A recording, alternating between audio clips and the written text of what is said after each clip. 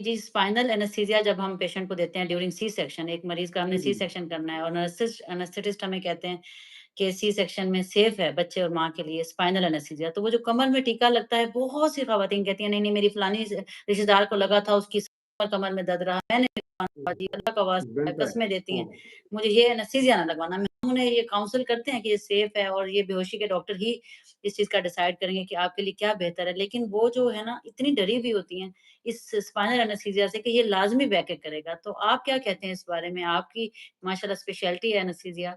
क्या स्पाइनल बिल्कुल। Anaesthesia backup करता है? अच्छा, मैं ना इससे पहले तो एक चीज़ ये बताऊँ कि जिस वक़्त हम कोई खेल रहे होते हैं ना, जैसे क्रिकेट खेल रहे होते हैं, तो उसमें एकदम ना एक आवाज़ आती है कि शॉट ऑफ द डे।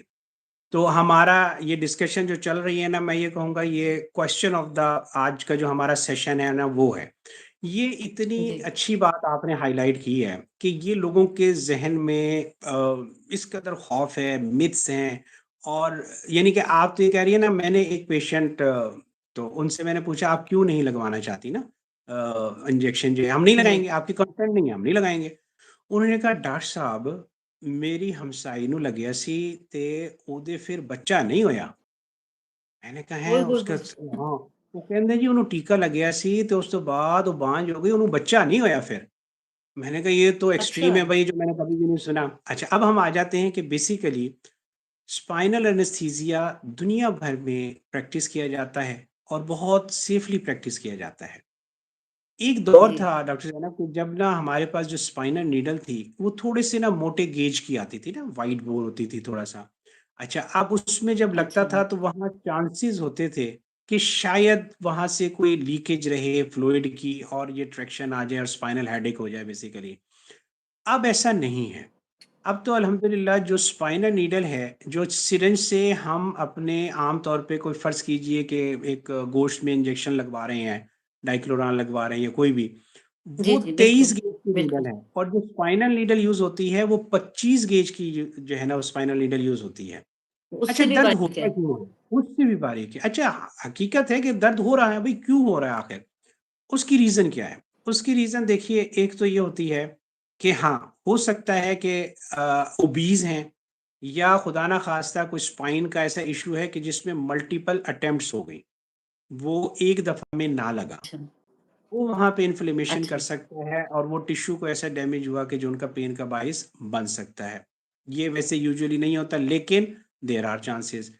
इससे ज़्यादा इम्पोर्टेंट जो चीज़ है ना जो हम अब जिसकी तरफ जाते हैं और अवेयरनेस क्रिएट करते हैं, वो ये होता है कि स्पाइनल एनेस्थीसिया के बाद आम तौर पे अब 10 से 12 घंटे के बाद ना इन पेशेंट्स को कहा जाता है कि आपने खाना-पीना शुरू कर देना है। एनपीओ ब्रेक कर दिया हमने। बिल्कुल, बिल्कुल।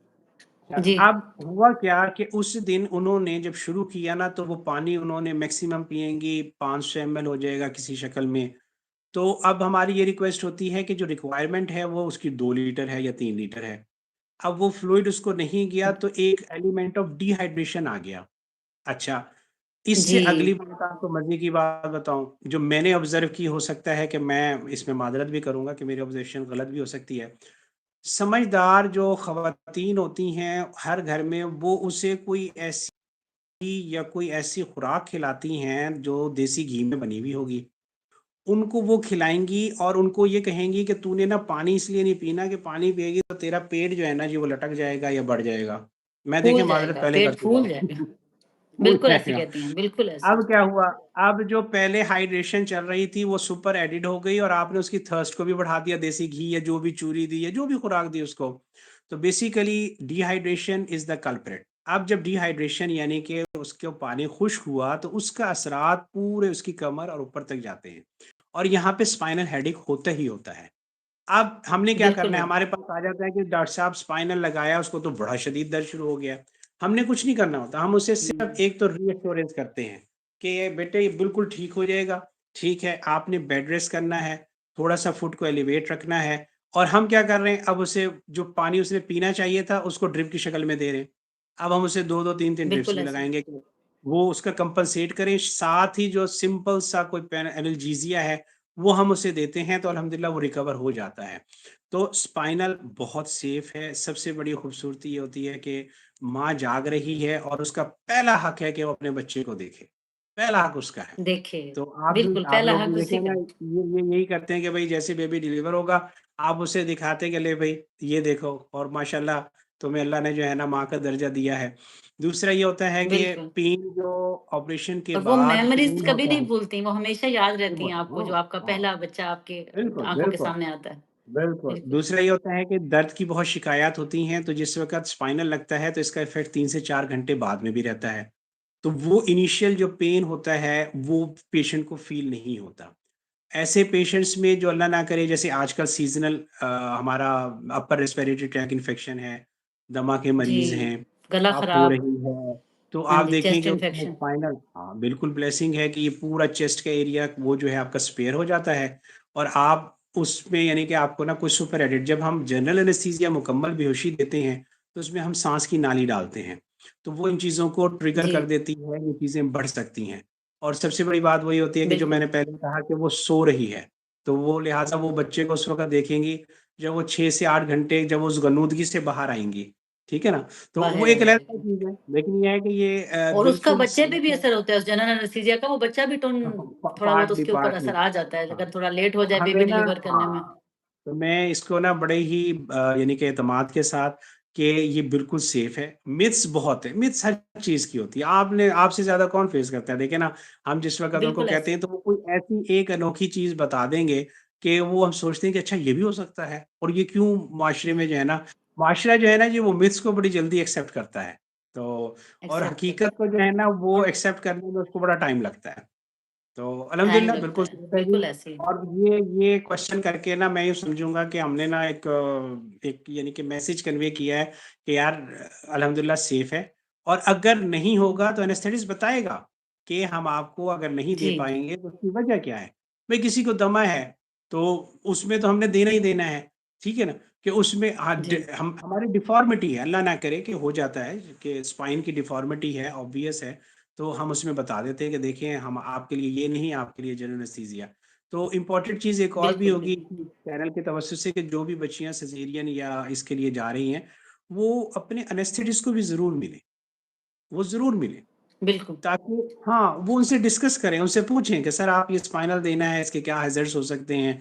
जनरल एनेस्थीसिया है, तो वो आप मिलेंगे ना, तो एक उसका एक कॉन्फिडेंस लेवल जो है ना, वो बूस्ट हो जाता है, और अगर ज़हन में कुछ सवालात हैं, तो हमें खुशी होती है कि अगर हमसे कोई वो सवालात करे, पूछे, तो उसका हमें ज़्यादा यानी कि जो है बिल्कुल। ना, मज़ा आता है। और सर एक चीज़ ऐड करूँगी मैं अपनी पेशेंट्स को स्पेशली कहती हूँ कि कैल्शियम डिलीवरी के बाद भी जब तक माँ बच्चे को दूध पिला रही है और अगर दूध नहीं भी पिला रही तब भी कैल्शियम की जो डेफिशिएंसी होती है एक बच्चे की पैदाइश के बाद उसको पूरा होने में 2 साल लगते हैं। तो रेगुलर कैल्शियम सप्लीमेंट्स इनटेक जो ख़वातीन बिल्कुल, 40 दिन भी नहीं करती, डिलीवरी के बाद बिल्कुल, 40 दिन भी नहीं करती और फिर वो बैकएक की शिकायत कर लेके आती हैं तो मैं उन्हें बताती हूँ कि आपकी कैल्शियम और विटामिन डी नहीं पूरा हुआ। वजह वो नहीं है जो कमर में टीका लगा है, वजह ये जो नहीं, आपने बिल्कुल जिसको ऐसा। आपने समझा नहीं। तो ये भी बहुत कॉमन मैं है ना हाँ जी, कि मैं अब बच्चा बल्कि हो ना गया, अब दवाइयाँ लेने की क्या ज़रूरत है? नहीं, नहीं। मैं तो एक और बात भी कहता हूँ, मैं कहा देखो बेटा, जो भी आती हैं कि बच्चे के बाद वो अपने आप को भूल जाती है। यानी जी, कि अपनी जो सारी चीज़ें हैं वो उस बेबी से रिलेटेड होती हैं। तो हम ये अवेयरनेस भी देना जी, चाहते हैं कि देखो ये बच्चा, इसकी सेहत, इसका जो मामलात हैं वो आपसे जुड़े हुए हैं। ठीक है ना? और उस माँ से बिल्कुल, जुड़े हुए हैं, तो उसकी सेहत अगर अच्छी है, अगर वो हेल्दी है, तो जी, माशाल्लाह बेबी की ग्रोथ, बेबी की तरबियत, हर चीज़ बहुत अच्छी होनी है। और हमारे यहाँ देखिए जी, माशाल्लाह जिस वक़्त 2 या 3 बच्चे होते हैं, तो ये एक प्रोसेस है, और सिज़ेरियन और प्रेगनेंसी एक ना, मैं इसे कहता हूँ कि ये एक सफ़र होता है, जिसमें हर्डल्स भी हैं, और जिसमें जो है ना आप बड़ा एक संग मील अबूर करके उसको पार करते हैं। तो जिस्म जो है ना एक ट्रॉमा से भी गुज़रता है, तो उसको प्रॉपर्ली हील होने के लिए, और उस माँ को बहुत ज़रूरत है कि वो अपनी सेहत की तरफ बहुत तवज्जो दे। एनीमिया है, करेक्ट करें। अपनी ख़्याल रखें कि अपनी वॉक है, एक्सरसाइज़ है, हेल्दी लाइफ़ है। वो इस सोच से रखें कि मैं इसलिए कर रही हूँ कि उनका बेबी जो है, वो माशाल्लाह सेहतमंद भी रहेगा और उसकी तरबियत भी अच्छी होगी।